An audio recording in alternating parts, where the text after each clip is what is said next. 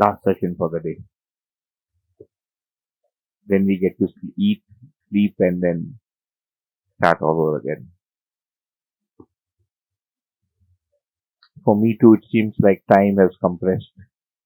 When you conduct a session like this, the experience of time is very condensed because the usual routine of the day doesn't exist, uh, and out here it's almost like timelessness because you usually sit and write all this. It takes a long time. Yeah, you write Dirta, Vita, Udarta, write the definitions and rub it off and then write it and then rub it off. Uh, any enquiry or any comment or anything that you'd like to share based on what we had covered in the previous session? Yeah, humans living in Jeev Chetna. 4.5 years. No.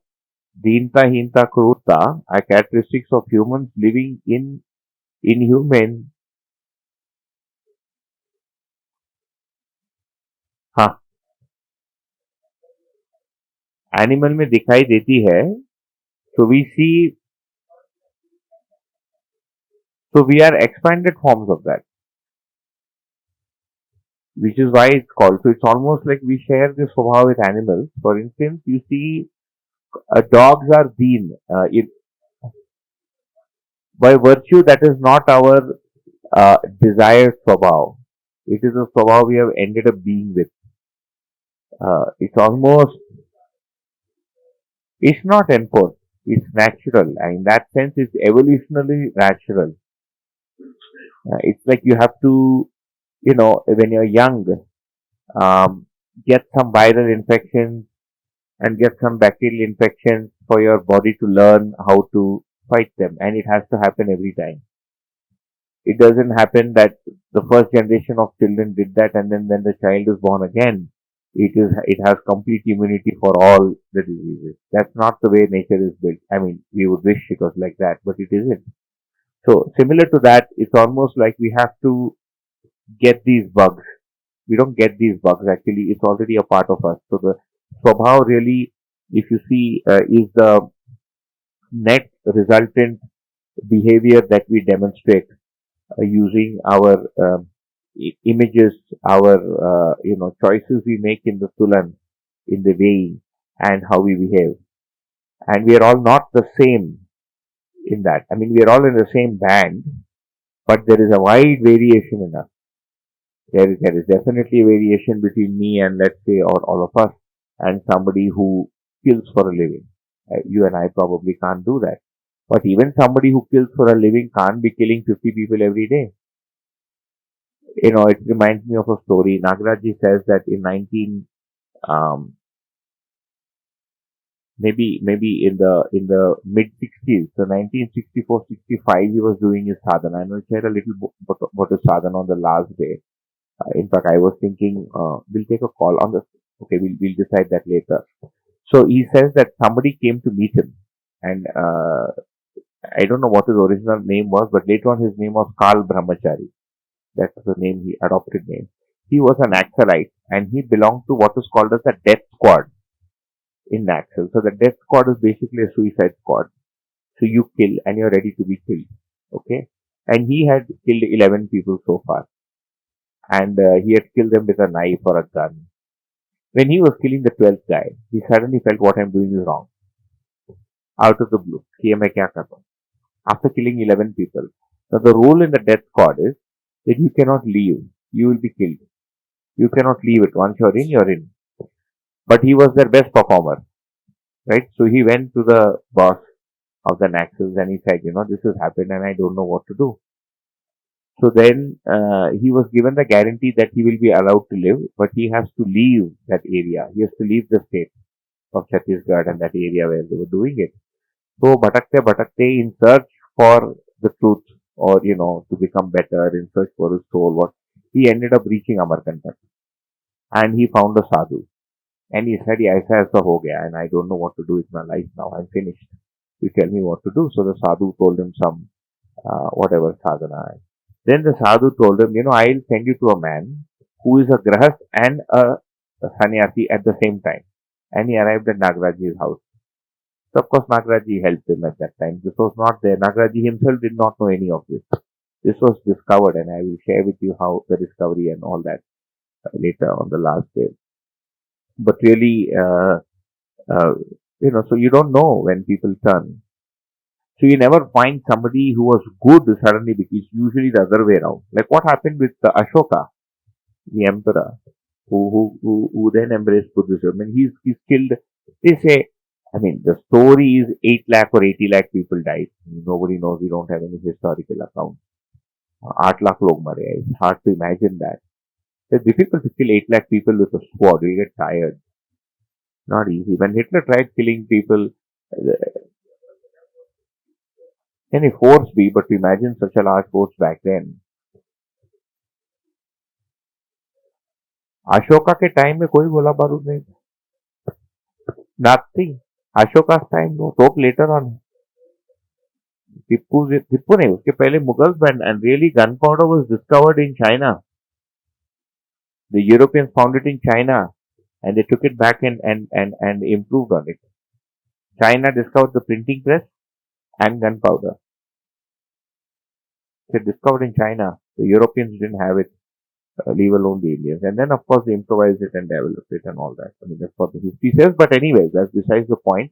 The thing really is that we have, some traces of brutality somewhere. And the thing is, so when we're looking at this Swabhav, it's not just that you have to express it.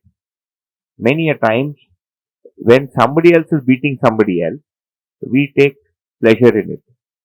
This is called Anumodan. I'm agreeing to an act of violence somewhere else because it justifies some position that I hold. In the cinema, or when, like I said, Israel is hitting Palestine, and I don't want to go and hit them. Good, those guys need a lesson, trash them, maja aa raha hai, or the other way around. Okay. There are stories of people celebrating when the 1400 Israelis are being slaughtered. What is that? I mean, you're not doing it yourself, but you're enjoying the fact that somebody is slaughtering someone. So that's brutality inside you. And many a times we're not condoning. So that's really called condoning somebody else's actions, or agreeing with it, or giving it assent. And many a times we, can have a feeling or a thought or a stray thought of brutality in us that never comes out. You don't action it, but मन में ही किसी को मार दिया. इतना गुस्सा आया कि you kind of finished off the fellow like multiple times over. झापड़ मारा, तमाचा मारा, और कुछ कर दिया. So these are the three. So it is called Krit, Karit, Anumodit. Krit means to do. Karit is to get it done by somebody. Anumodan is really have it in your mind. And so both for wretchedness, cunningness, and brutality, there are all these levels. So when we really do get deeper into our, study, these things come up. Just take the mic. Sorry, we're not using the mic. And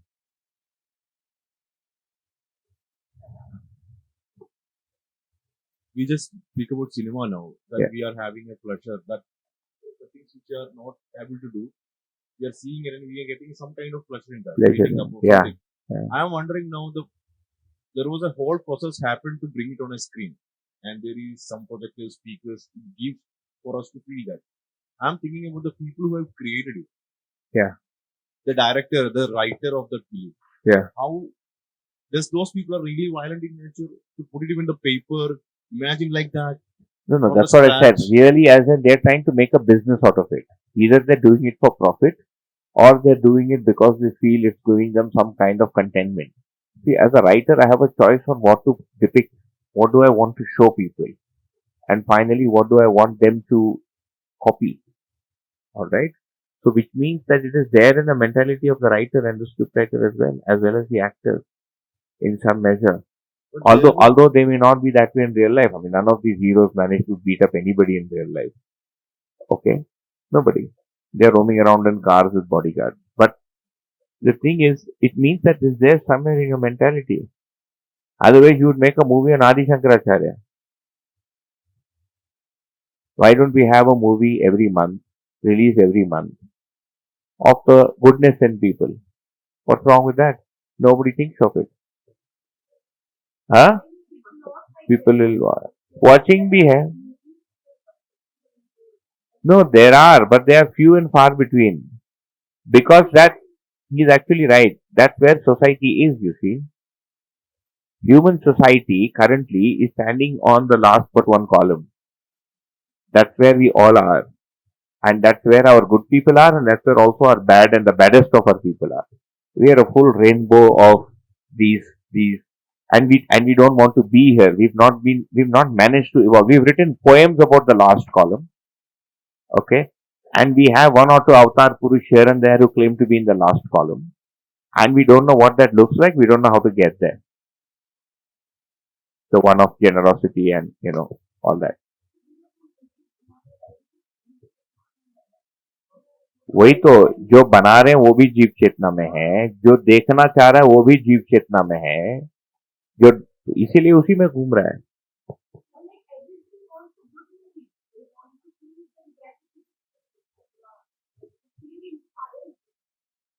Reality, one argument for movies is also you reflect. Movies are supposed to be a reflection of the way society is. That's the argument that these people give. But society too gets, you know, um, inspired by these movies. So it works both ways. Yeah. So it'll take a while. There is another point. We were discussing about the comparison of scientific evidences and custom. Yeah. Beginning of the Yeah. previous section. Yeah. What about Darwin theory? Darwin theory contradicts a lot with the custom philosophy. Darwin's theory is limited to the way species evolved to, so the Darwinian, the details of Darwinian theory itself is not problematic. It is the end conclusions that he's trying to draw. Finally, it's a theory of evolution, and he misses out the evolution of consciousness there. The main crux of what we're talking about is the self or the jivan and the evolution of consciousness. So it's missing consciousness. So when we say that we evolved, let our closest neighbors were, let's say, the apes, etc., the conscious aspect is missing. So Darwin's theory is valid as far as the evolution of the body is concerned, the biochemical, pranic development. And there, apparently, I've not had an opportunity. I've not had to read the entire thing ever. But for people who are kind of conversant with it, while talking to them, that's what comes out. So that's pretty good. So it comes into discussion such a way that Darwin suggested struggle for existence and actually, apparently, he never wrote that. This is what happens that the struggle for survival. Basically he spoke about natural selection more than struggle for survival, and that's not really wrong. When we study nature and we study plants and animals, that's really what is happening. When a kitten gives birth to 8 or 10 litters and 2 die, and then the kitten herself eats up the cat itself eats up 2 or 3 to allow the others to survive, that's natural selection. But that's according to their swabhav. So he was not able to bring the human picture in, number one. Okay. So, also when we look at the conclusions from events like this, when you see, let's say, a tiger or a cheetah chasing a gazelle, a deer, and eating it up, it may seem like cruelty. But the thing is, the tiger is being according to its swabhav, and the cheetah, I keep saying Hiran because Hiran is a Marathi word. Because there are 4-5 languages in my mind. I mean, one of them pops up at the wrong time, in the wrong place. Maybe just age. Okay. But what happens with the deer? The deer is actually according to its swabhav, according to its basic nature. And so it's really in the eyes of the beholder to interpret that. Do I call it an act of God? Do I call it cruelty in nature? Do I call it natural selection? Or do I call it struggle for survival? It's really according to my drishti. So if my drishti is one of likes and dislikes, priya and apriya, if I like it, I'm going to say it's a like of God, act of God. If I dislike it, I'm going to say that's struggle and violence. But if my drishti is one of dharma, of order, it is going to seem as natural balance. Because if there are no cheetahs, then there is going to be too many deer out there, and that's going to, disturb the balance in the forest. It means that Darwin could not see the balancing point of that. Could not see the full picture because Darwin does not know himself. The seer is missing. In all of scientific observations, we are only thinking of the seen, and this has been an old problem in science and philosophy, or science versus philosophy, in that we don't know who's watching, right? When it comes to who is the seer, we don't want to deal with that question. And that is fine in as much you are only studying realities external to yourself, till until the dimensions of Roop and Gun. But the moment you think of Swabhav, which is why you can study nuclear physics using science, you can use technology to make a bomb. But that by itself is not going to give you the answer of whether you should use the bomb or not.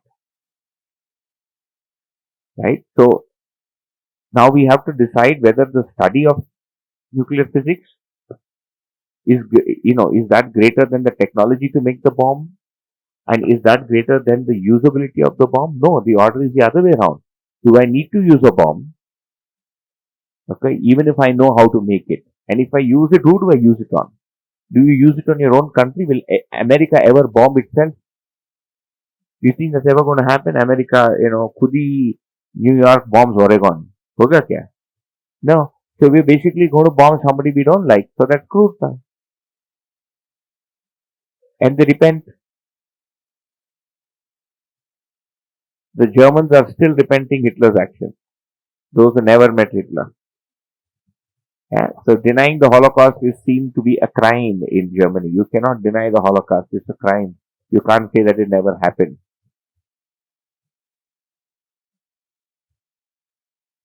Okay. So that's really. So yeah, we can get more detailed into that, but probably in the subsequent sessions. So let's. So what is the inference from what we just studied? If you look at it, the remaining three orders in nature, which is plants, animals, and the padarth, which is material, are according to their basic nature and their innateness. They are according to their swabhav and dharma by default. Animals are there in their swabhav and dharma because of the stuff in their brain. It's coded in their brain. Their behavior is coded in their brain. Okay. I mean, this calf instinctively knew that it had to go and suckle at the mother. That's called recognizing and responding. मानव का बच्चा को छोड़ो, it'll keep crying. You have to pick it up and keep it there, and then it starts suckling. I don't know how to suck. The human child is actually helpless from day one. Yeah. A neem is a neem because the seed has the neemness in it. The code for the neem is already there in the seed of the neem. And gold is the way it is because of its atomic structure. So all atoms that have the same atomic structure or atomic weight or number of particles as gold will look like gold and will behave like gold. So we see this definiteness in nature, and we see that definiteness in humans also. Our bodies are also Bijanushanji. What does that mean? What I look like is a combination of what my parents look like. It's got nothing to do with me. Just like a black cow and a white cow, when they mate, you sometimes get a cow with front black and backside white. The same thing happens with humans also. Like in my case, the structure of my skull is like my grandfather. My skin tone is my mother's. My ears are my grandfather's. If you look at my daughter's face, her jaw and this line is like me. Her eyebrows and all that are like her mother. So sometimes she looks like her, little version of my wife, and sometimes she looks like a little version of me. And we feel very happy कि मेरा बेटा मेरे जैसे दिखता है. But the thing is that's just a genetic, a chromosome, got nothing to do with. I didn't do anything for that. मेरा बेटा मेरे जैसे सोचता है is something to feel proud of. It thinks like me. It behaves like me. It's able to understand like me. Something I've been able to transmit. Right. So I mean, that's not to say that one does not take pleasure in the fact that our child looks like us, but that by itself is not the entire answer. So the Bijanusangita is actually there in the body, and it is and that's it's there in the chromosomes. I mean, it's so odd in our family. For me, my father, my brother, and my brother's son, who is born out of somebody from Hyderabad, we have a small dip at the back of the left ear. It's like a little crater. All of us have it. Itna chota detail is getting passed on. I mean, it's of no use. Yeah? Dust settles in, we keep removing it. But it's there. And, but I don't think like my father. I mean, I'm not interested, and he's not interested in the things that I'm interested in. We have similarities, and those similarities are actually from habit. We probably like the same kind of food, and have probably picked up some behavioral patterns from him by observing him since childhood. All right. So this is what is called as sanskar anushangeta. So the impressions that we carry in the self are all different and not dependent on the body. If I am carrying some impressions of my father, which are in me from the childhood, Yeah. whether I know it or I don't know it, they are in me. To get out of those samskaras, so I need to do it a conscious efforts. Yeah. So it is called it's a definitive abhyas. It's a definitive practice called vyavhar abhyas. So in vyavhar abhyas, we are basically trying to evaluate our internal behavior, external and internal behavior. So vyavhar abhyas starts with evaluating my external behavior and then also my internal behavior. So the internal behavior is really what kind of thought did I get even before it was projected. And if one is able to do it in a sustained fashion, then one can also start evaluating one's own images and where they came from. So those images, then what happens is this vritti starts doing tulan of the chit. That's how we improve. One activity in us is looking at the other activity in us and saying you're wrong. That's how we improve. Otherwise, we have no way of improving. We're doomed. If you're all just chemistry, we're anyways doomed. Because you're hardwired. You can't change. So there's nothing like becoming a good man. You are who you are. Too bad. Wrong connection. But that's the thing, right? That's the fun of it. That as far as the brain is concerned, they're saying the brain is learning every day. So we have this thing for that. Like this, just yesterday when I was watching that again, that cosmology, he's like the difference between you and let's say a very strong computer is that the laptop is the same today and is the same tomorrow, but your brain keeps changing. Question is में क्या है उसमें you कौन है? What do you mean your brain? If you are the brain, then you are changing. Yeah. So the remaining three orders in nature except the human are already in order. And all humans need to do is to understand reality themselves, everything else but themselves, and the relationship with everything else to be in that order.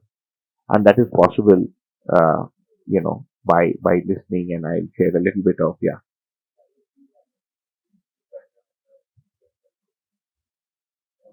in the way the body looks. Yeah.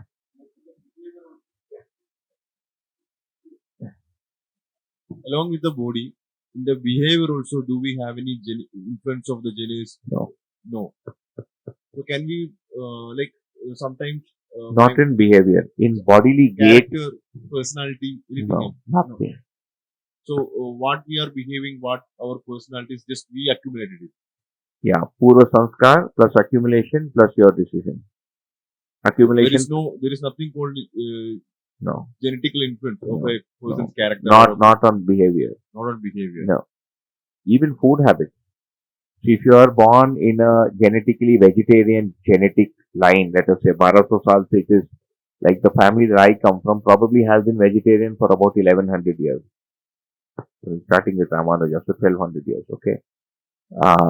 So we've been vegetarians. Let's say when I was born, I'm his son's age and you moved me to a family that eats beef. I'll be eating beef. I wouldn't know. It's picked up.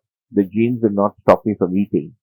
But if there is a strong impression in the self of being vegetarian, there is a good likelihood that I will quit doing that when I turn 25.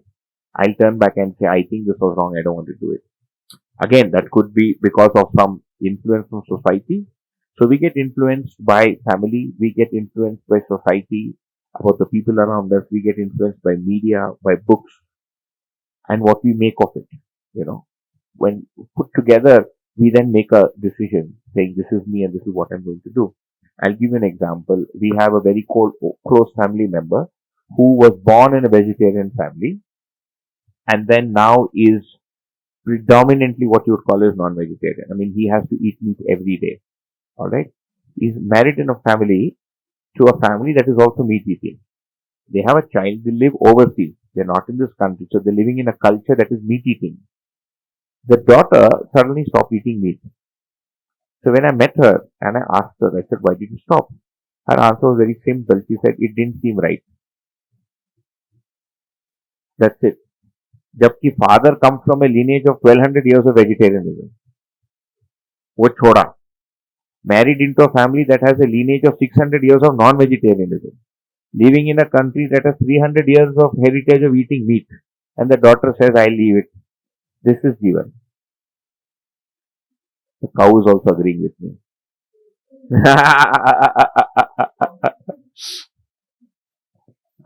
Sometimes I used to get a comment like, my behavior is just like my father. That's why I asked. Just that we've observed and absorbed. You remember in imagination, we spoke about observation and expression. So we picked up, we are watching all the time and we picked up those tendencies. And because you're male, you picked up your father's behavior. We picked up also many other behaviors.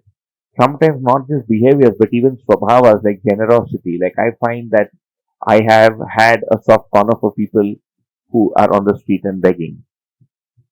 Okay, from childhood, I feel like doing something or giving them money.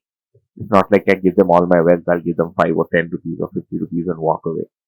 And if I think of it, my grandfather was like that, my mother was like that. So it's not just a behavior, but almost like a mindset. But my grandfather hated shy whites. I didn't pick up that. He didn't like people who are Shiva worshippers. I didn't care who, what people. I mean, that was because of the scientific, the education that I received. So you really see it's not coming from the body, which is why the son of an engineer does not necessarily be an engineer. The son of an artist cannot be an artist.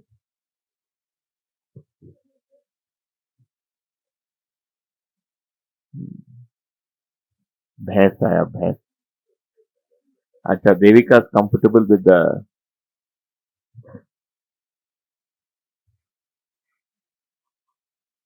Devika ಮಾಡುವುದು ಬರ್ತೀನಿ ನಡಿ. Look at it.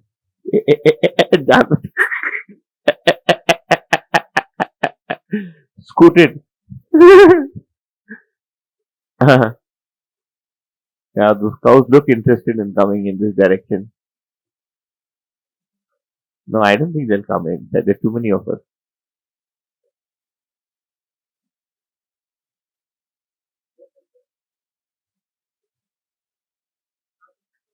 Even in cows, you'll find specific tendencies where one is aggressive and one is not. That's because of the cell. There will be one calm cow, one cunning cow, and one very cruel cow. The cunning cow, what will the cunning cow do? In my grandfather's thing, if you put it hay, it will first go and eat up what you put for the neighbor. And it will keep its foot in such a way that the other cow can't come. Have you seen it? And one is very tough. If you go close, it doesn't like you. So this starts from before. And then it gets carried on in humans also. Alright? So that's really the 4 orders. So we've discussed the 4 orders and we said we want to discuss the fundamental aspect of myself. And we looked at some fundamental aspects of ourselves and the fundamental aspects of what we see in nature. Do you think we've left out anything in nature? We've discussed materials, we've discussed plants, we've discussed animals, we've discussed humans. What's left? Akash. So space. So what is space? Huh? Lack of anything. It's empty. Yeah. And so we really don't. So if we were to examine and see, do we really need to understand space to be able to live better lives? Probably not. We can still be a good father and a good husband and a caring farmer and all that. But there is this curiosity in human beings to understand the vast emptiness between, let's say, the sun and the moon and, so on and so forth. And also to understand how we came to be. Did somebody make us? Uh, did we make ourselves? We've already seen we've not made our own bodies.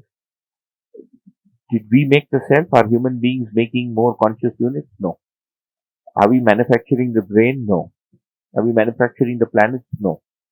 So the question of origins and the question of this emptiness is actually related.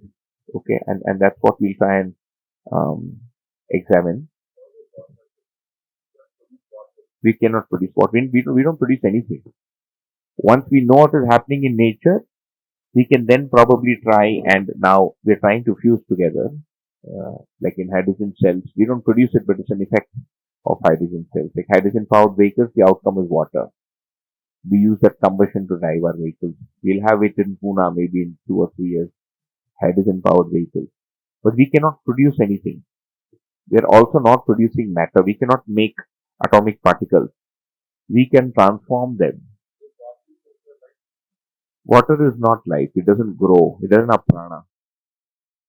It belongs to Padartha material order. It has no growth. Otherwise, if you keep a cup of water, you should get 2 cups the next day. It provides growth. It enables growth to happen. So it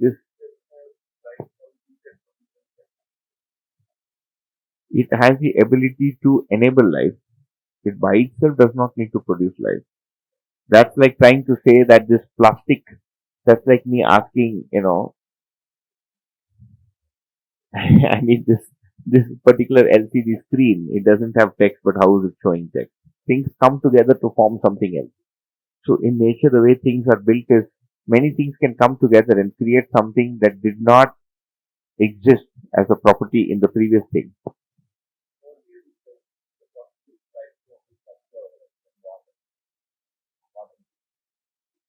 Yeah. So we'll have to talk. Yeah, exactly. So we'll have to talk to the person who wrote the Vedic text also. So it's also a human being, right? Somebody wrote it.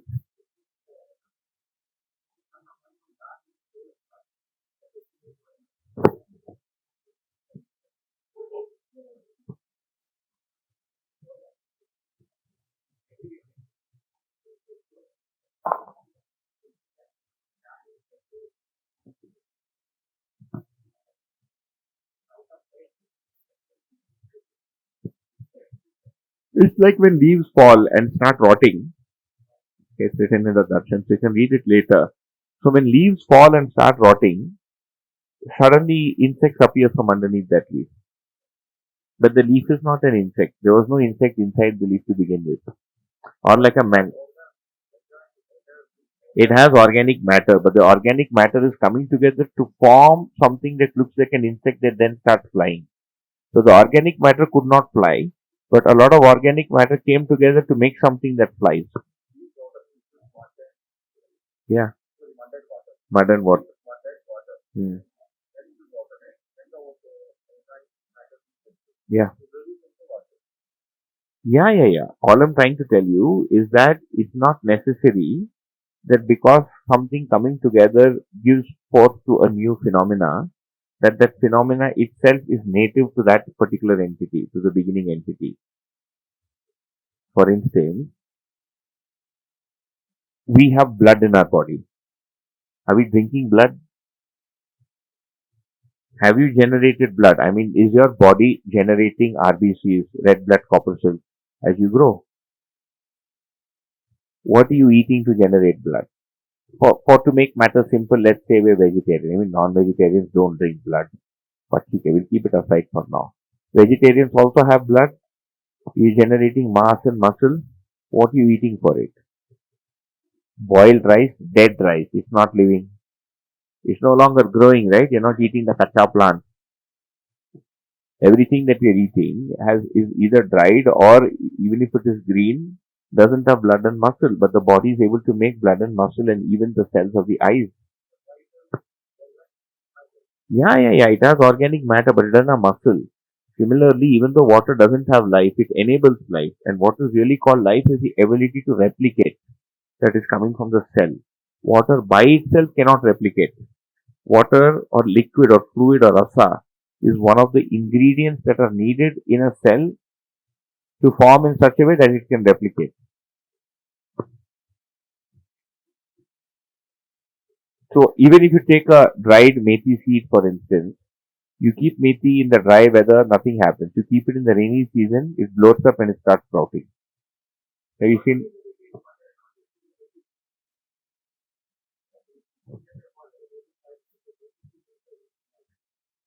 The methi seed holds the code for life to grow, provided it comes in touch with moisture. And it needs the ingredient, and that inner structure should be unbroken. If you split the methi seed and keep it, it will not be able to sprout. So everything put together.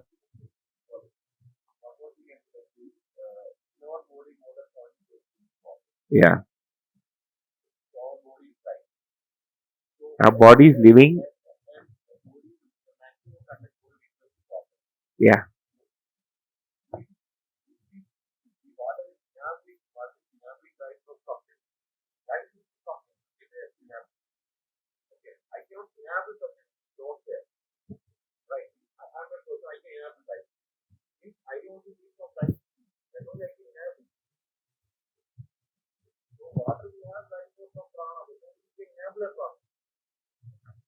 Does it need to have prana or should it be able to enable prana? You'll have to relook at that logic that something needs to pre-exist. The ability for it has to pre-exist in something. That's like trying to say that humans made a motorcycle. So humans at some point in time had to be a motorcycle themselves because otherwise how can they make a motorcycle? Logic.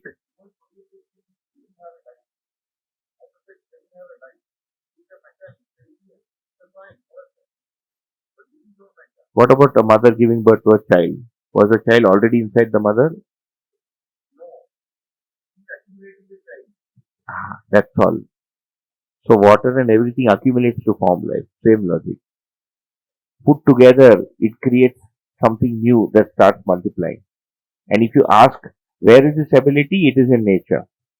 When the favorable conditions come, that's why we are mad looking for water on Mars because we are hoping that we'll be able to see that Mars can support life. That's really how evolution is working, right? I mean, there is the ability that under certain conditions, and we'll see that when we proceed, um, maybe tomorrow morning we'll get there. When organic matter and some temperature, that is heat and moisture, and certain conditions arise, then you start having cell forms or what you call as life form on their own. Okay. It doesn't have, yeah, but otherwise there is water on Mars. There should be life there. There is no living matter on Mars. There could, yeah, but we have found planets with water, but no life.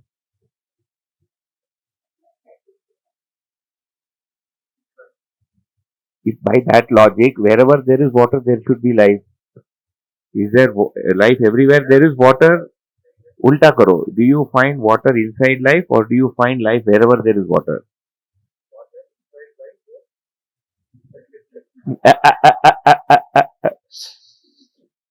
Do you find life wherever there is water or is it the other way around? Wherever there is life, you find that there is also water. Illa, you find a river, okay, or let's say a raindrop falls from the because again there is going to be organic matter in the river. When the raindrop comes down from the sky, is there organic matter in it? इसके सोच के कल बताना. We'll go ahead. When it is coming down, you open your tongue and it falls on your tongue. At that instant, does it have a life form inside it?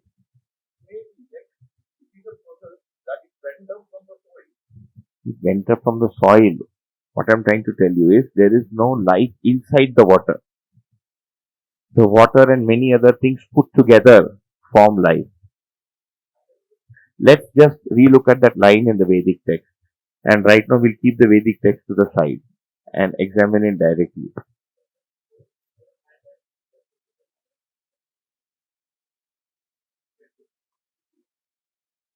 You're taking the water's life.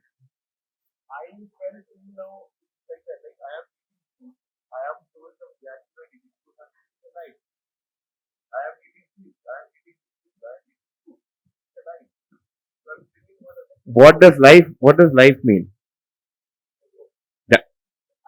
Euro life participate people that I don't know. Yo, 10 నిమిషమా life பேசிட்டு. So when I have to express my true feelings, I'll switch to Tamil. I'm bored of talking in English and this imported language. That you don't know. Life, huh? We got stuck in a logical loop. That's what happened. Because water enables life, we feel that life or the ability for life should pre-exist in water. Otherwise, it cannot create life. ऐसा हो गया. Okay? It's a logical loop. But life, what does life forms mean? Life means the ability to replicate. That's what we call as a living thing. A cell replicates, it subdivides. Like you see, this pen is not living because it cannot replicate. It doesn't mean that the pen is not oxidizing. It is oxidizing. It is interacting with the environment.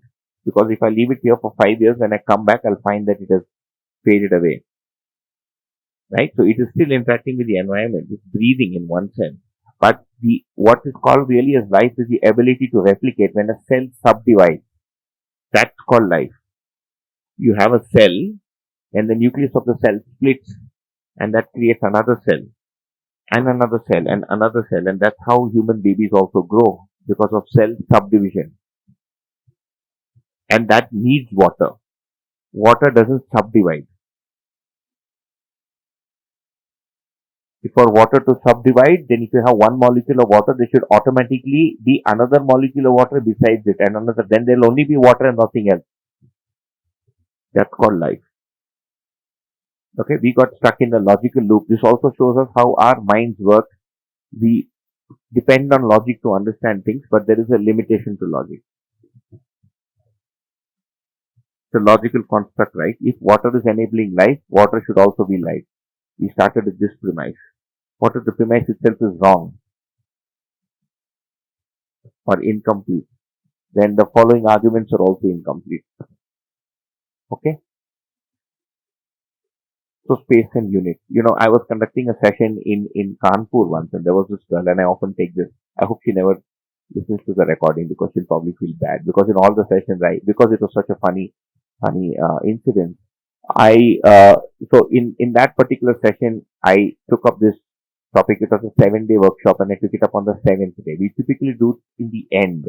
This particular workshop, I thought let's do it the way it's supposed to be done and see what happens. So really, we wanted to talk of space, and I asked her, in order to understand emptiness or space, the question that I posed was, where is the earth? Dharti kahan par hai? What is the answer? Where is the earth? What is the earth sitting on? Those who are attending it for the first time. Where is the earth? We are sitting on the planet right now. This is the earth. Where is it sitting on? What is it on?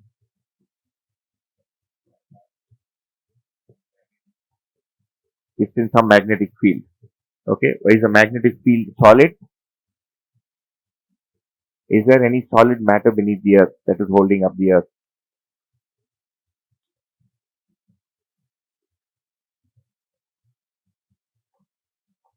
Okay, let's draw the moon. Where's the moon? Is the moon? What's there between the earth and the moon? Space.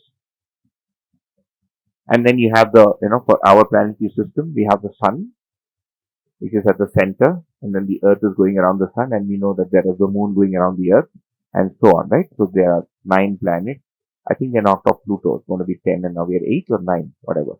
Pluto lost its planetary, and then they found these little, yeah, and then they found hundreds or maybe dozens of little golas all around, and that's really called an asteroid belt. That's not, they're not planets, they're asteroid belts. But where is all of this? What is it sitting on? So there was this girl in Kanpur, and when I asked her, Dharti kahan par hai? And she said, Shesh Nag par hai. She said it is on a Shesh Naga, right? So there's 6 heads to the, sorry, very bad snake, but yeah, I lost my ability to draw in school. But that was the Shesh Nag. The Shesh Nag has to have whatever, right? So it's like this. And she said it's on the Shesh Nag.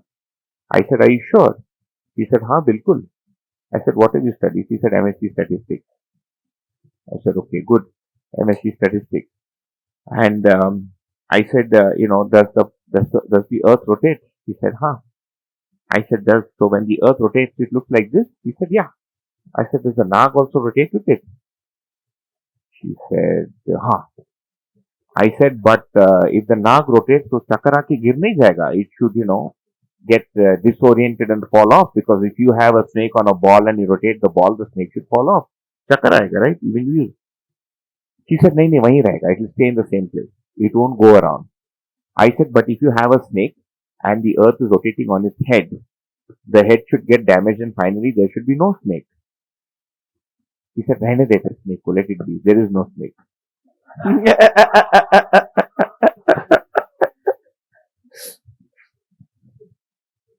Right? So this is the power of belief.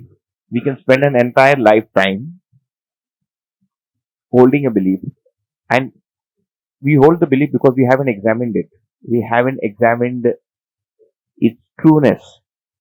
See, we have a belief about the way existence is, and now we are willing to go and fight with somebody on this premise because he believes that the earth was, I don't know, created by XYZ God and is not sitting on a Sheshnag. Whereas your premise, your starting premise itself is flawed. Okay? So we want to understand, we understood the 4 orders on this planet. So this is the material order. We have plants that just shot out of the earth on their own. We didn't do that. And we had insects, and then we have birds, and now we have humans. That is the 4 orders on this planet. So we studied the 4 orders on this planet, and now we want to understand this intervening space and try and see if we can understand if that examination can help us ascertain how we came to be. Okay, that's where we want to go. So space and units. So relationship between units and space. So this is called coexistence. We've been using the word existence so far, so let's kind of define it. Existence means astitva. Asti means to be or exist, and tva means the fundamental essence of being. Okay, that's what astitva or existence means. So, what is there in existence? And we'll take this a little slowly. There are only 2 kinds of realities in existence. One is nature, and the second is this emptiness. What is nature? Nature is a collection of different units. What are units? Units are those things that have roop or form, that have gun, that have prabhav, and that have dharma, which we just studied. Right? We just looked at it. We didn't study it, but we kind of examined it just the previous session. And then there is this emptiness, which is a void where there is nothing. For instance, there is the space between you and me. And what's there between you and me right now? There is emptiness. It's filled with air molecules. It's a gas, which is what we're breathing, right? But we know there is no solid unit between you and me. What is in between those air molecules? There is again the emptiness. What is inside the air molecule? Not in between 2 air molecules, inside a single air molecule. There are again particles, and then there is again an emptiness. And what is inside that single atom that is making up air? Let's say oxygen atom. There are again some units, and there is again some emptiness. Okay. So this emptiness, so we finally reach a point within the atomic structure, within the atom, in which we find emptiness only and there is no unit, right? And a collection of such atoms come together to form molecules, which also has emptiness in between, and collection of such molecules really forms the air that we see around, which also has emptiness in between. So this emptiness is called void. It is also called shunya. Okay. So how do we recognize units? Units are limited in size. No matter how big, there is a limit. If you take Jupiter or even the sun, they say you can put in 1 lakh Earth into the sun. That's how large the sun is. 1 lakh Earth sun के अंदर चले जाएगा, but it is still limited in size. The sun, of course, as you know, is not a solid structure, right? But that's besides the point. But it has a boundary. We know that the sun is there and we are here, so it is limited in size. What about emptiness? Does emptiness have a boundary? Like if I ask, where is this space? What is the answer? Those who are attending it for the first time, because for those of the second or third time, once you've got this one, you've got it forever.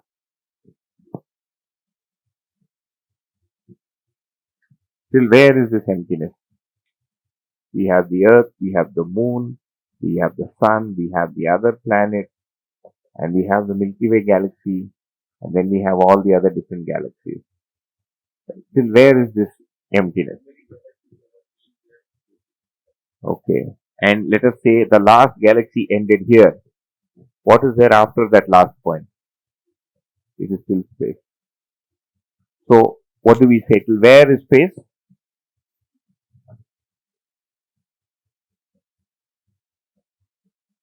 That's why it's called Vyapak. Vyapak means omnipresent. It's basically everywhere. What does that mean? There is no boundary to the expanse of space. Because any boundary, any line that you draw presupposes that there is some emptiness beyond it. Yeah. Just say, my body, where is the body's boundary? It's still here. Now, if I'm till here, how do you know I'm till here? Because there is emptiness there. Now I've come here. How do you know I'm still here? Because of the emptiness here. So if I say the planet, the earth is still here, or the universe is still here, there is still some emptiness beyond it, which is why I can draw a line. I cannot draw a boundary or a line if there is nothing beyond it. You get this point? We need a physical form. Exactly. When we are thinking of boundaries, we are still thinking of units.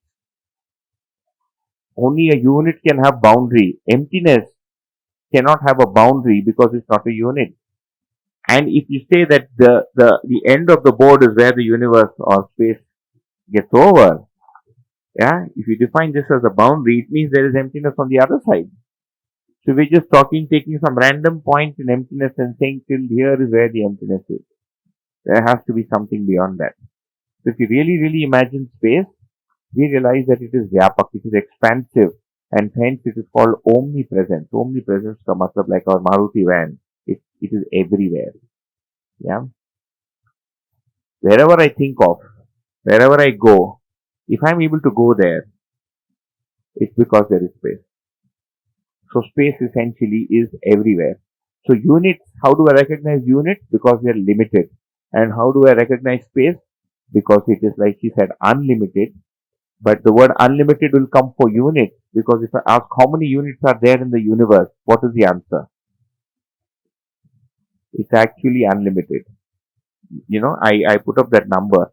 Our Milky Way galaxy, according to current scientific whatever, has between 100 billion to 2 trillion planets. Milky Way. 100 billion to 2 trillion. So how much is 2 trillion? 10 lakh crores. Not 10 crore. 10 lakh crores. How many galaxies exist? How many total galaxies that they are predicting? 100 billion to 2 trillion. The total number of planets in the known universe is how much? 10 lakh crores into 10 lakh crore. And this is possibly one universe.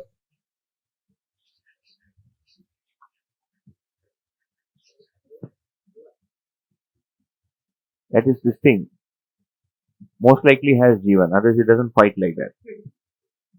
झगड़ा यदि कर रहा है, most likely जीवन है. See where the journey has started and how long it has to go. एक दिन वो क्लासरूम में आएगा. बहुत दूर है, नहीं? It's so long.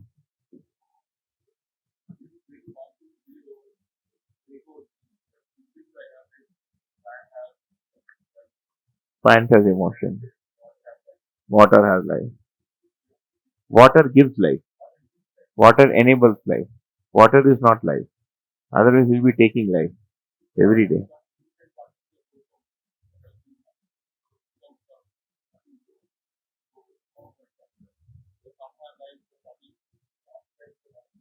Yeah, it is at the end of this slide. Energy is at the end of this slide. So how big is the universe?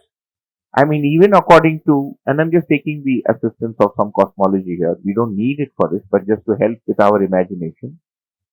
Is 10 lakh crore into 10 lakh crore, and this is one universe, and we can have multiple universes like this. And where does it all end? If I say it ends here, if this was my universe and this is your universe and this is your universe, so 10 lakh crore into 10 lakh crore, I'll say 10 lakh crore universes, and then I say the final one is here. What is after that?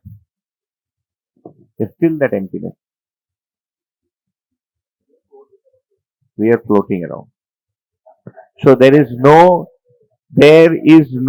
Sheshnag, and nobody is holding us up. We are actually suspended in space. Like a ball, huh? Like the bubble.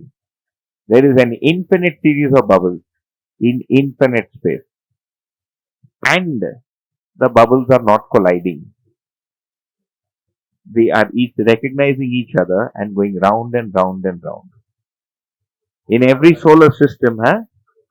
No, the bubble doesn't have life. So now I understand. What you're calling as life is some kind of um, law or intelligence. And that does not belong to the bubble itself. It is all the bubbles put together. So, who asked the moon to go around the sun, around the earth? Who asked the earth to rotate on its own axis? Who asked the earth to revolve around the sun? It's happening on its own. Who asked the earth? Who is getting the earth? Right? So, we'll get there.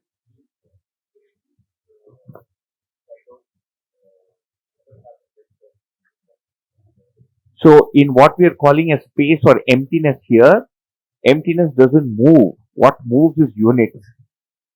Emptiness has no ripple.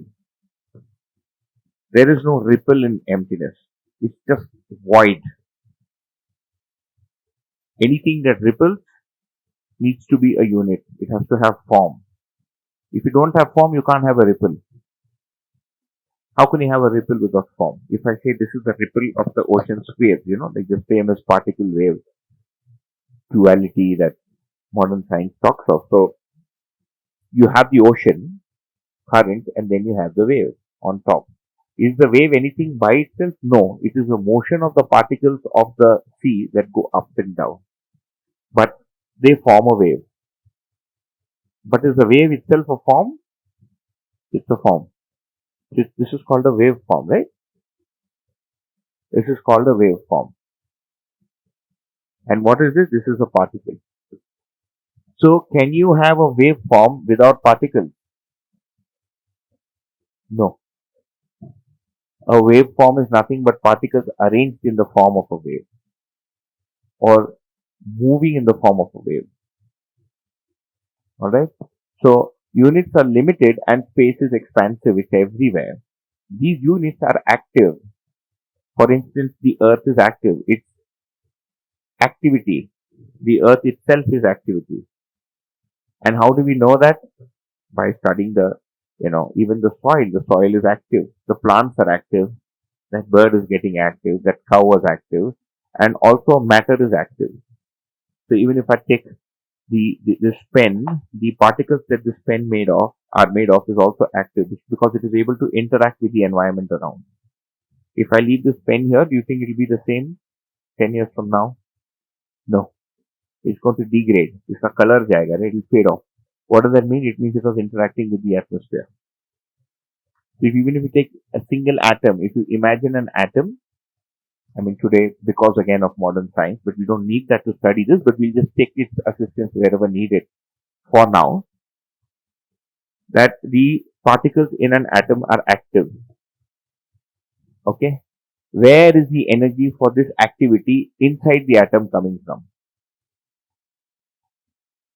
I have hydrogen, I have oxygen. Hydrogen is an active atom, oxygen is an active atom. They come together, recognize two parts of hydrogen, one part of oxygen come together. You get a water molecule. Okay? In fact, by that logic, then hydrogen and oxygen should also have life because they are the ones that got you. Okay? But when you're breathing in life, yeah,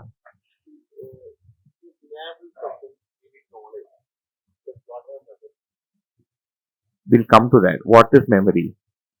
We'll have to understand what is memory. Okay, and does water have knowledge? Alright, so what is knowledge? Knowledge is this ability that exists within the conscious self. Knowledge is the ability to become aware of something. That is knowledge. Otherwise, if I ask, I left the stick here, the stick stays there. Does the stick have memory? No, but it is staying there. It is retaining its position. That is memory.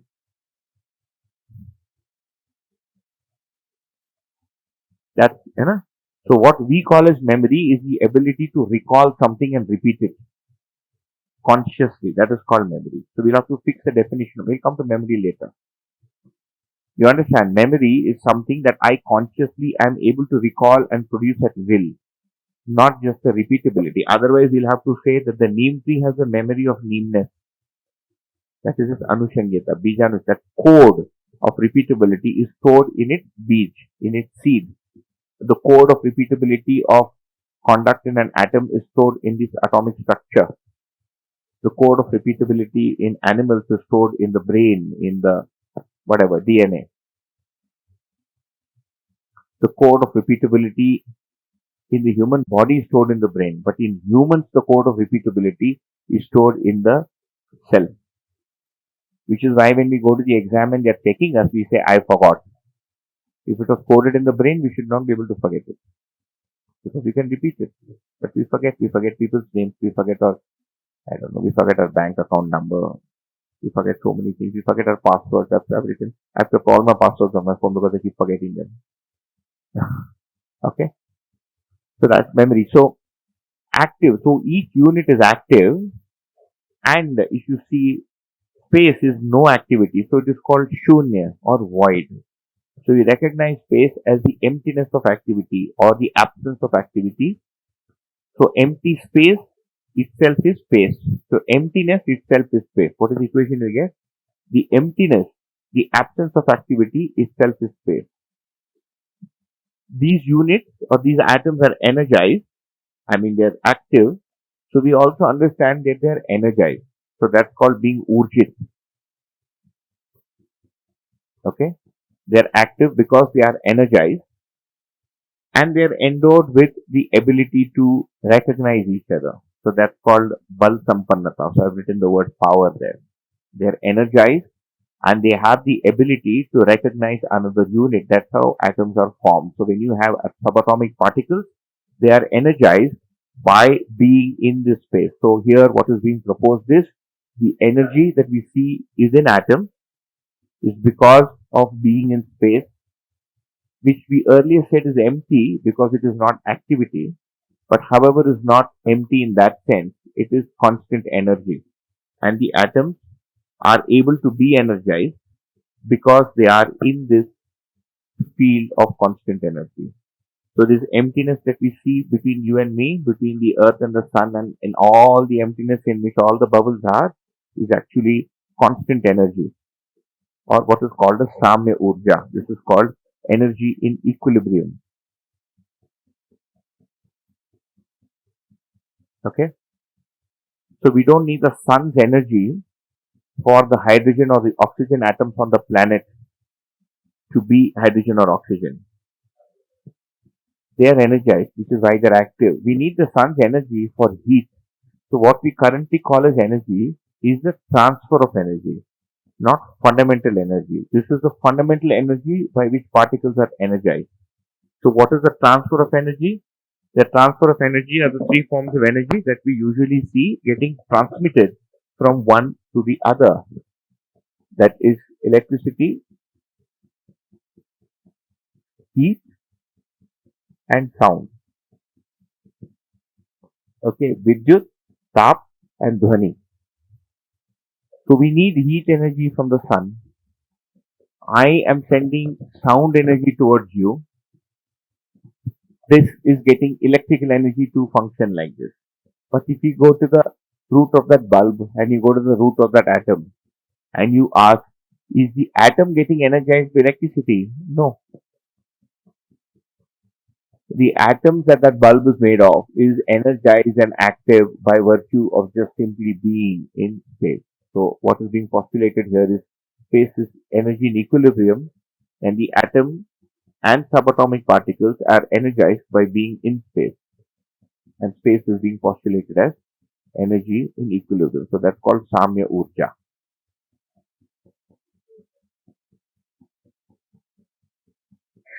Yeah. ये last वाला concept is the heart of this darshan, ये इसका हृदय है, बाकी सब उसके उंगली नाखून बाल है.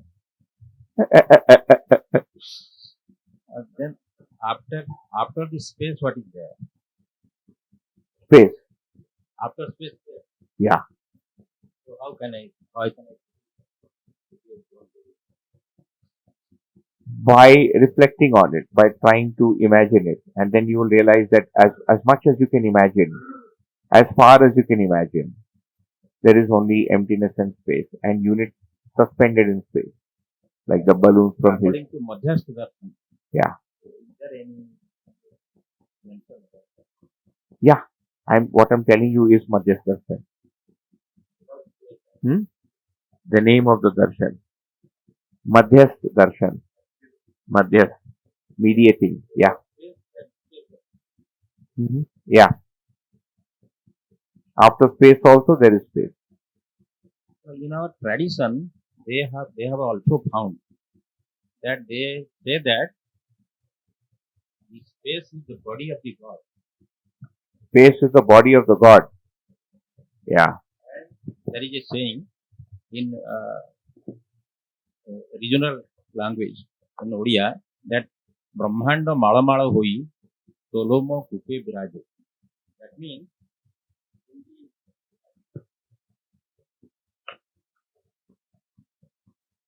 Root of every hair. Yeah.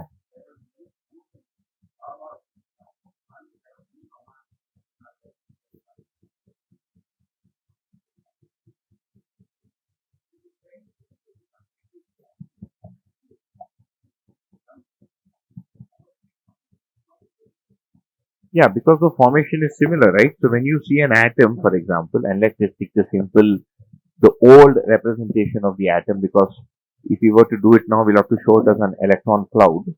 But what you and I learned in physics, saw in physics when we were in grade 4 or 5, because this is not what atoms really look like now. You have a nucleus, alright, and you have whatever subatomic particles around them in one orbit, and then you have another orbit in which you have, so let's just draw one with two orbits and one nucleus N. Okay?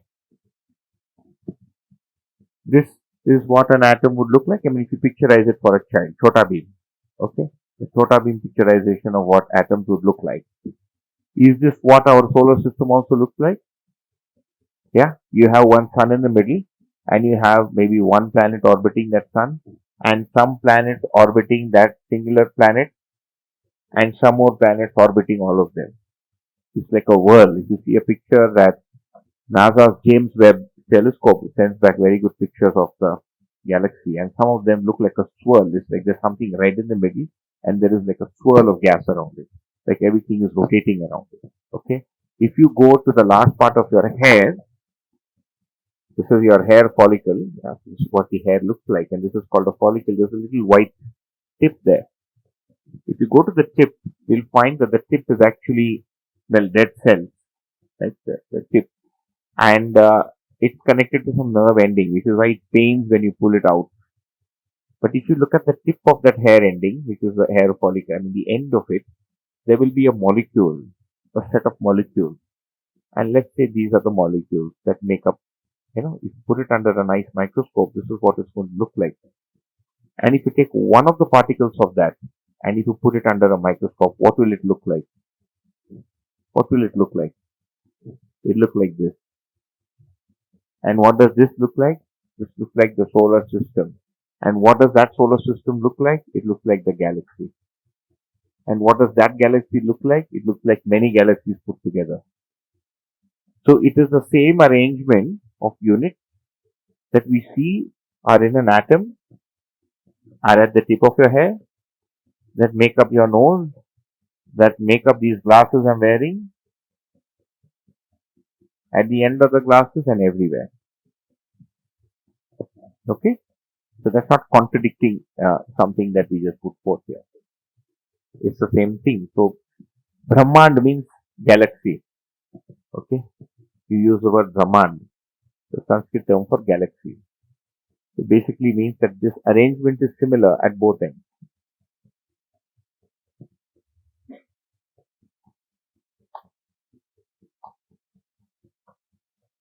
So we'll move ahead. What ahead? These units that we see that are energized are actually self-organized. Who is arranging the planet? Is one planet arranging the other planet? To Aisa Gum? Is one planet arranging the other planet? No. It's on its own. So it's called self-organized.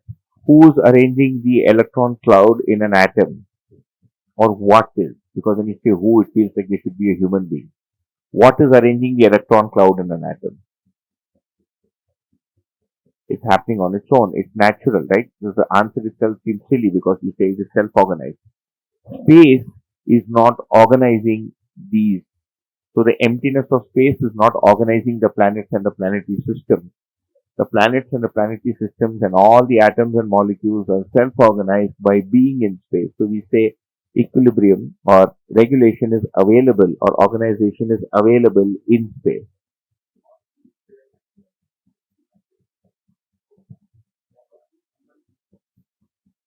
There must be somebody to be organizing them. Then the inquiry that comes is who is organizing that somebody?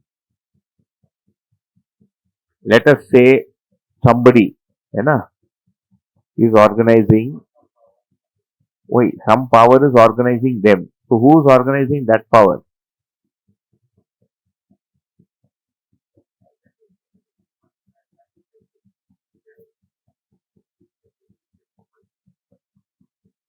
Let us say Vishnu is organizing the atom. Then if I ask who's organizing Vishnu, if you are a Shiva believer, you'll say Shiva is organizing Vishnu. And because he's bigger. And that's what all of you will say. Then I will protest. I'll say, no, that is not possible. Vishnu is bigger. Whatever, right? S is organizing V. If I ask who is S, who's organizing S, then you will say A is organizing S. Okay, and I'm not going to expand A. So A is organizing S. And if I ask who's organizing A, so don't ask such questions, your head will explode. You will get a shrap. Your head will explode. The thing is, we in our behavioral life notice and see that for anything to happen, it should have a pre-existent cause. For instance, who put the laptop here? Sriram put the laptop here. Who put Sriram here? His parents put him there. Who put his parents there? Their parents. Who put them? And who put the first parent? Adam put it. Who put Adam? You will be cursed if you ask such a question. On what basis? So here we will take recourse to the discussion we had earlier. We said there is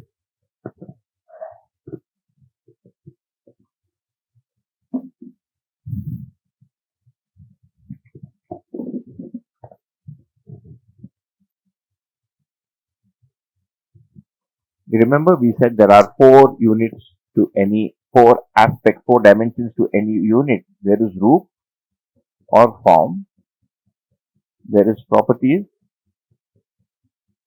and properties is the effect that something has on something. You remember this? The neem is bitter, salt is salty. So this is the domain of cause and effect. So when we ask questions of cause and effect, it is basically indicating the property, what is called as causality.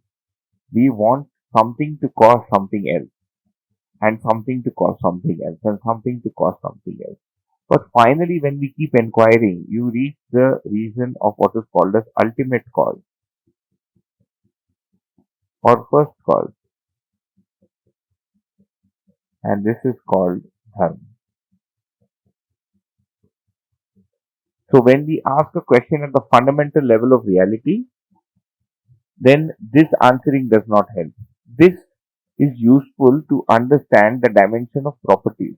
Okay? One causing the other. For instance, if we say, why is the earth rotating? The moon pushed the earth. Why is the moon rotating? Pluto is pulling the moon. Who's pulling Pluto? Mars is pulling Pluto. Who's pulling Mars? Everybody else is pulling Mars. Who's pulling everybody else? Sun. And who's pulling the sun? Another sun. And who's pulling that sun? The father sun. And who's pulling the father sun? The grandfather sun. So who was the first grandfather? Sun. XYZ grandfather sun. And how did that sun come to be? That's when we say, tumko sharap lagega. You see, in our ability to imagine, we cannot think of something just being. We are used to thinking of something doing something to something else. That is the domain of thinking in properties or gun. That logic does not apply here. When we are looking at fundamental, remember I wrote in red, we are looking at the fundamental aspects of existence. The fundamental aspects, units are self-organized just by being in space. Space is not organizing the unit. Space is not telling the atom you do this. Space is not making the oxygen behave like an oxygen atom. The oxygen atom is organized by being in space. And we know the oxygen atom is organized because it behaves like oxygen every time. This is why you can put it in a cylinder and give it to people during COVID. If there was doubt that ये वाला oxygen काम नहीं करता है, वो वाला oxygen काम करता है, can you give it out? Huh?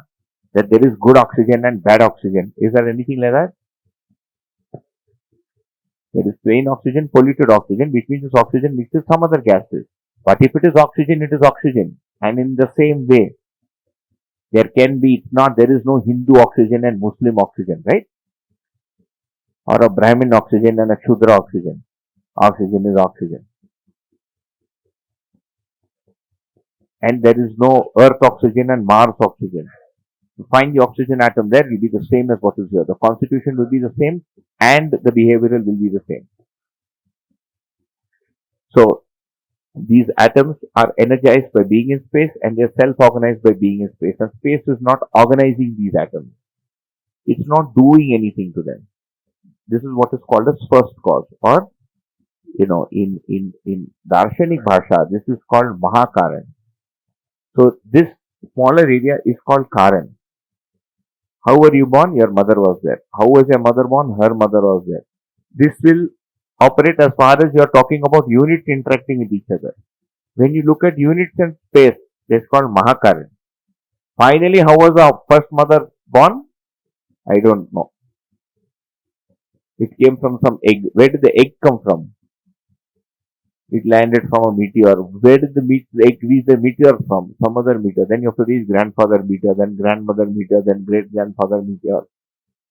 So when we talk of cause and effect, right, we go into a loop when we try to reach the original cause. It works till we are able to talk in limited units. So we say, why are we here? We are here for this workshop. But why is the earth here on which this workshop is being conducted? It's just there. And if there was no earth, there was no us. And there would be no railways and no railway ticket and no Tatkal ticket either. Ah. The existence is without any beginning and without any end. That's what he said in Malayalam. That's what you said, right? I didn't understand what you said, but I heard the word Adi, so I figured I just added the rest. So basically, that is why there is no beginning and there is no end. Because if there is beginning, then you need to postulate something that caused that beginning and what was there before that beginning. And something cannot come out from nothing. And even if something is coming out of nothing, you have to have nothing before something, right?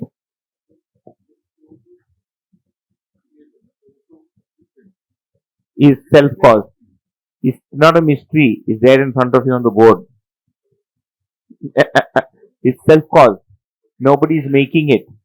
Our domain of thinking of cause and effect is creationism. So creationism comes from the domain of thinking of properties of gunas. You remember I said we cannot understand Swabhav and Dharma only with Chitran. So now what we are trying to do is we are trying to use our ability for imagination for Chitran and expand it, which is why we are struggling so much with one slide. This is the longest slide, no, in the 5 days. It's taking so much time because if we expand our imagination, we're not able to do that. But if you are able to expand the imagination, our ability to do visualization, to go beyond the domain of or the pattern of thinking of cause and effect, then you realize that there is really no first cause. But to do that, you have to apply your imagination. Things that, but right now we're talking about all the things we can see. We can see units, and you can also see the emptiness between you and me. For instance, geometrically, you are closer to me than she is, and she is farther away from me than she is, and he is farther away than she is. This is because we are co-located at different points in space. That's how we know that you are only 4 feet away from me and he is 20 feet away from me. This 20 feet and 4 feet, what are you measuring? Emptiness. Using what? A unit, a ruler. So expanse is nothing but emptiness. When you say I'm 6 feet tall, what does it mean? That my body is covering 6 feet of emptiness.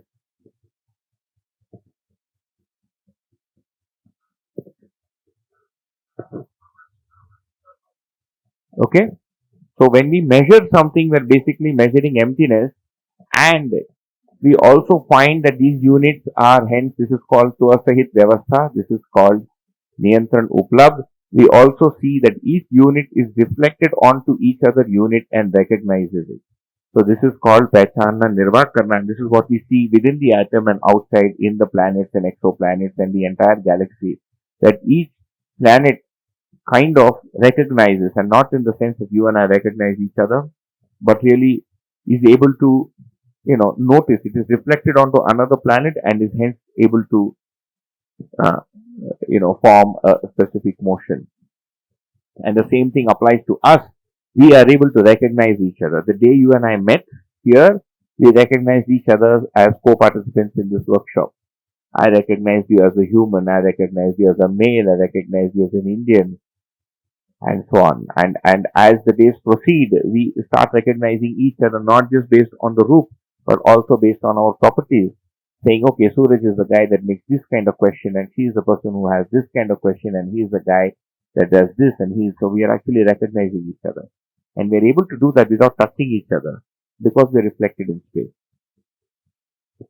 Okay, so it's because we are in space that our form and properties and everything else is reflected onto each other, and that's how we are able to understand each other. Otherwise, we cannot understand each other. If there were no reflection, we would not be able to understand each other. That's how we are able to understand plants and animals and everything else out there, because every unit is reflected onto the other unit by being in space. And we are going to use this principle to be able to understand people in our family. That's how we are able to know that this guy, thinks ill of me. We are able to see his thoughts. When men look at women, Women can make out whether they're looking at them nicely or badly. Can women do that? Can women do that? Is it a good gaze or is it a bad gaze?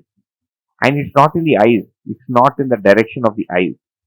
It is the underlying intent that you can see, which is not visible to the eyes, but is reflected. And if you pay attention, you can see it. If you don't pay attention and you're lost, you can't see it. Right? So, we are able to recognize each other because we are reflected onto each other in space, and you can reflect on that fact. Remember, I said here that anything to do with existence, you have to pay attention in existence inside yourself. Yeah, it can't just happen just by me repeating it n number of times. And space is transparent, is pardarshi. What does that mean? Space is not stopping one molecule from recognizing the other molecule. It's not stopping one planet from recognizing the other planet. It's not preventing me from recognizing you. All my information is available to you. All your information is available to me. That's how I trust that I see you the way you are. Like you can see glasses on me and you trust that there are glasses on me and there is nothing else on me. So there is no loss in space. No information is getting lost in space. Space is not lossy. Okay. Otherwise, I will say I'm wearing glasses, but you will say मेरे को तो नहीं दिख रहा था बीच में space ने खा लिया. Glass का जो information है वो space में मर गया. That doesn't happen. That's what transparent means. And each unit, this is the last point in this slide, is saturated in this pervasive void. What does that mean? Each unit is drenched, encircled, okay, in space and surrounded by space. So that is encircled, soaked and submerged. What does that mean? If I keep this pen here, there is space void all around it. It is all across it and it is also inside it. So this pen is actually occupying space. And how do we know that? When we move it here, the space is still left here. It's not like the space disappeared. It's not taking space along with it or void along with it, right? It's submerged in space just like the atom, the planet. Like all the planets are also floating, we are also floating. The only difference is we are within the gravitational field of this particular planet, so we are sitting. So I have to apply a force to keep this pen here, unless it's a helium balloon. Okay, for which we'll have to use the laws of physics to explain why a helium balloon floats, which is why this is sitting on this, and this is sitting on this, and that is sitting on that, because they are able to recognize each other. So at the root, if you try and image an atom, and what's really happening is you have the particles in an atom, and there is space inside the particle, around the particle, and all the particles are also in turn in space. So can you separate this from space? Last question for the evening. Can you separate a unit from space? You can't, because wherever you take it, there will be space. In fact, you need space to take it somewhere. If there is no space, you cannot take it there. There is another unit, takaraiga. Then if this is stronger, it will push it away and occupy that space. So we are all occupying different points in space. And that's our land.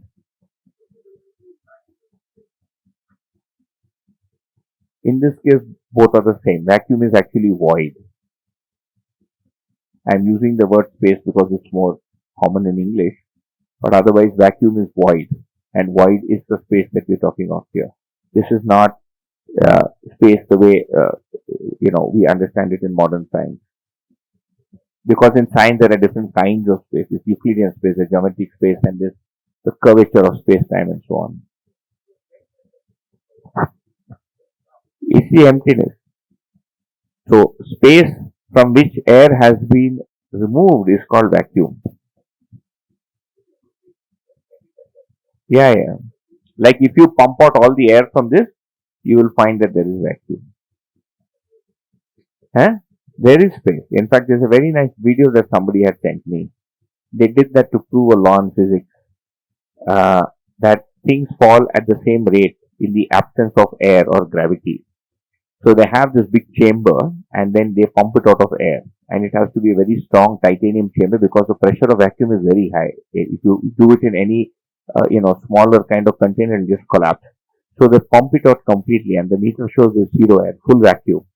And they drop, I think, a 1 kg piece of iron and a small feather, and there is a camera that captures it from outside, and both fall down at the same time, at the same rate, in the absence of gravity. 1 kg loha and one feather fall down together. Okay, that's vacuum. But that's also void. So at the fundamental level, we spoke about the four orders in nature and we studied the Roop Gun Swabhav Dharma.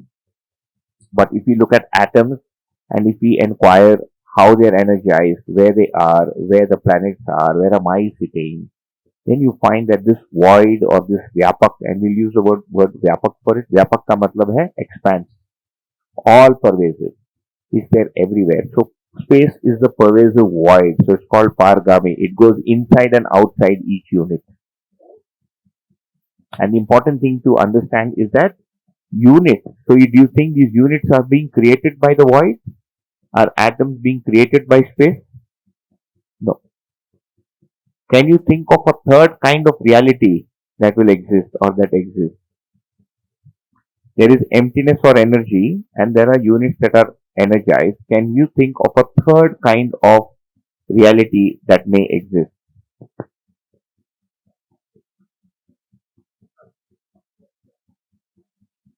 So that's space.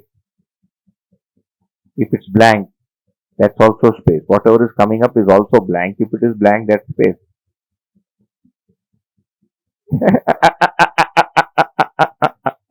If what is coming up in your mind is blank, blankness is nothing but space.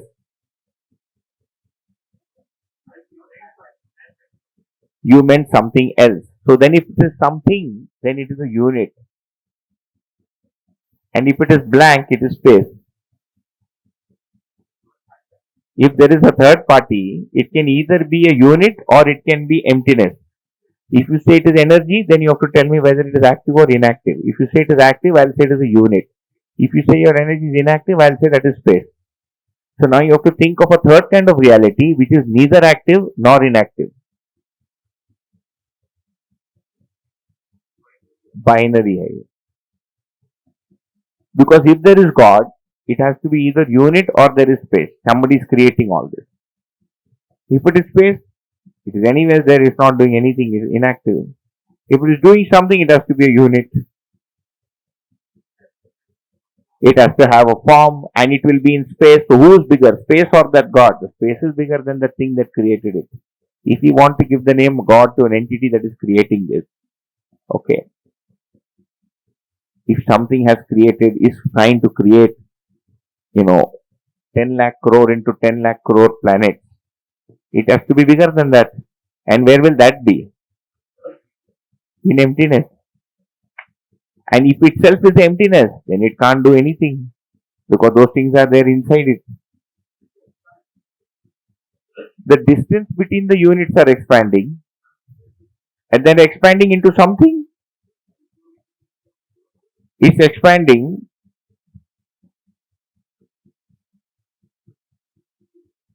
So if we save this planet, how many planets are left to save? We are worried about the environment problem on this planet. Let's say we save this planet. How many more planets will we have to save? Infinite. Which is why, at least I can talk of, I'm not in a hurry in this workshop. We'll get to it. This is why I said 10 days. Come on. When units are infinite, we can take 3 more days.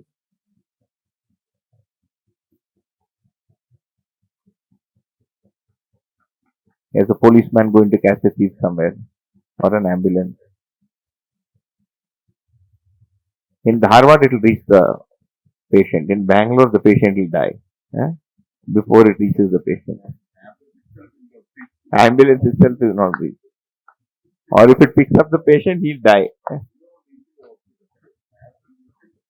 So, and this is us being human, right? We are discussing, so this is a spiritual discussion. Why is it a spiritual discussion? Because it is talking of ultimate cause. It is talking of ultimate origin. And at the same time, we are also concerned about somebody going to the hospital. So we have spiritual and behavioral dimension at the same time. and we will get hungry in some time, or we are already hungry, and so we have a material dimension.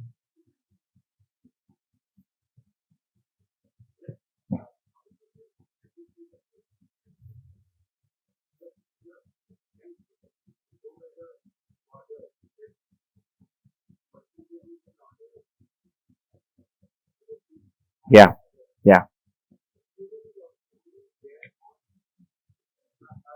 On Earth, so far, yeah.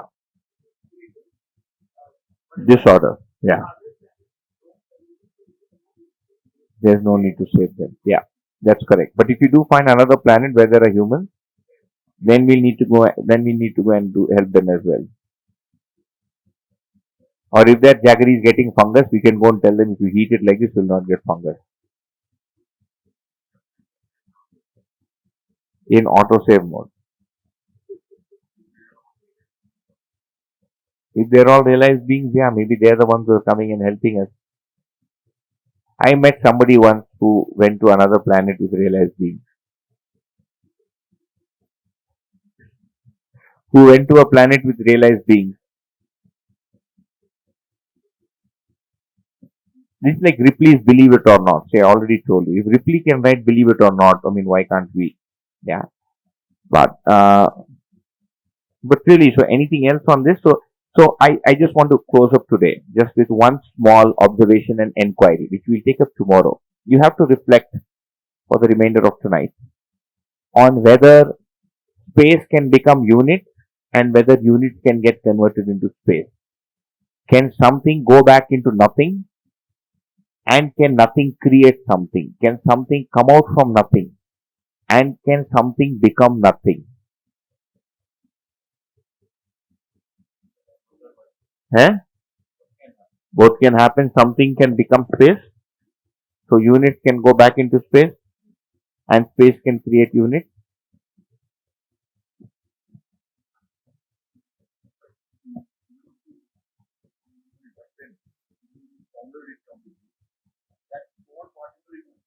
It will still be. Yeah, yeah. So how much ever you pulverize an atom, and let's say I break an atom, like they did, right? What is happening in nuclear fission? What are we doing? So breaking up the atom. And what is left? Nothing?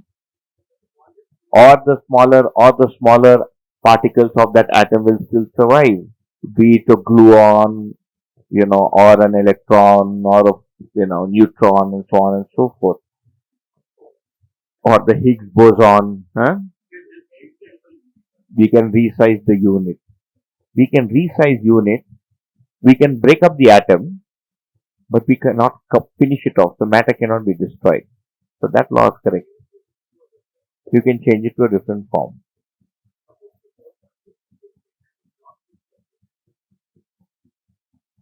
Lost as in, will it have form or will it not have form?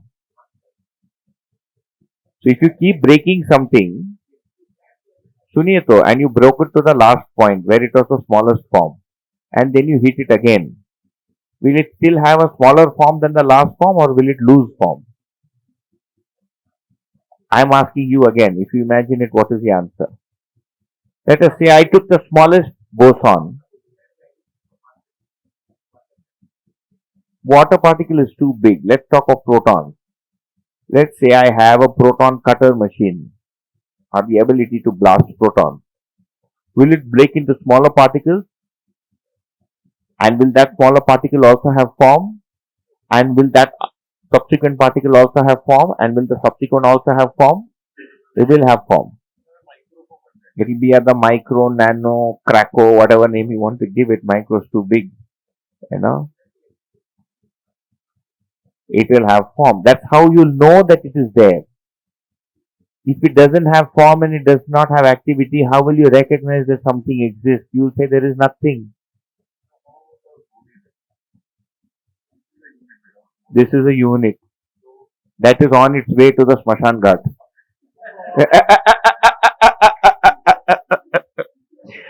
Your body is about 50 years away from the crematorium. Mine is about 40 years away. His is 20 years away.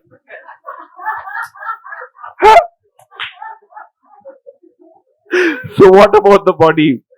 Somebody is going to wash vessels with you and me. It will be sitting here. If they become really environment friendly, they will say, why waste that ash? Here is some free alkali. This finally, ये जो ash है, राख है, ये क्षार है ना, it's an alkali. That's why it's able to, So they'll say, why should we waste wood to wipe vessels? Let's go to the Smashan Ghat. Because this guy ate so much of dal and ghee and protein. Let's take him back and wash the dal and ghee and protein. If you become really clinical, पूरा ज्ञान यदि हो गया, it will just look like ash. Let's take him, bottle it up, and say human ash, high quality human ash used for vessel, reuse, recycle and reuse. That's our body. It came from the ashes, it's going back to the ashes. Unit cannot go into space, and space does not create units. It's already existing, and hence it is called Nitya Vartaman. Nitya Vartaman means ever actively present. It's not dead, it's active, ever and always there. Has always been there. That's it. This is the design of existence. You can increase the number of units as much as you want. You can make it the infinite of the infinite of the infinite of the infinite raised to 1 lakh infinite, and still have a few more infinites, and it will still look like this. So what really happens is our imagination is exhumed. What is meaning of exhumed? It sublimates. You finally reach a point where you say, इसके ऊपर कुछ नहीं है. Beyond our imagination, it has surpassed imagination. So then you have to go to another activity to understand it, and that's called both.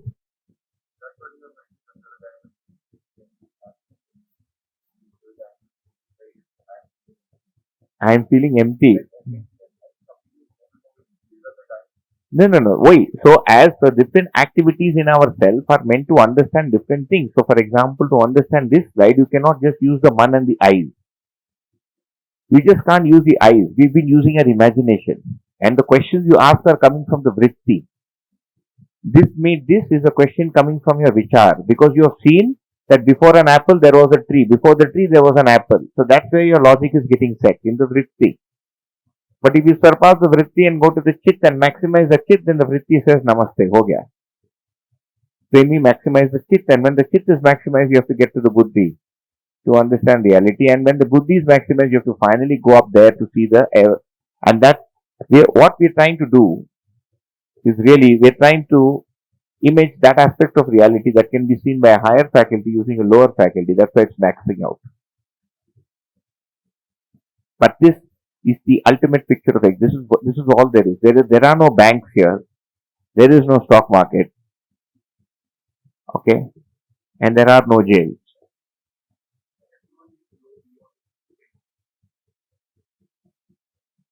Even if he goes beyond space, he has to be somewhere. Where will he be? If a human being grows beyond space, where will he be? Still in space. So he can't run away from space. You cannot take out a human being from space. He can understand space and still be in space. So he can be in space and not understand space. He can be in space and deny space. He can be in space and mistake space, or he can be in space and understand space. But he'll still be in space.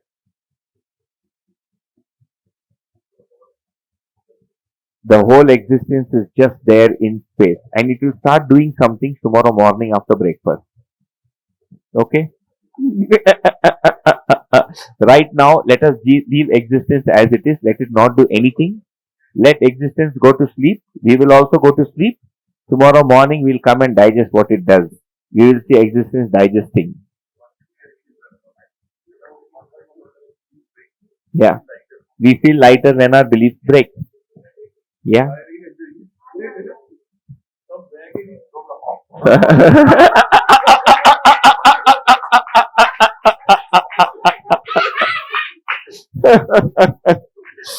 Yeah. Such a relief. In fact, think of that girl who was worried about the Sheshnag. She would have been so relieved कि सांप बच गया चलो She spent her whole life thinking the planet is on the Sheshnag, and finally the Sheshnag got Mukti. So sometimes Mukti is very easy. Sheshnag तो मुक्त हो गया ना, कुछ करना भी नहीं पड़ा. That's the beauty of knowledge or awareness.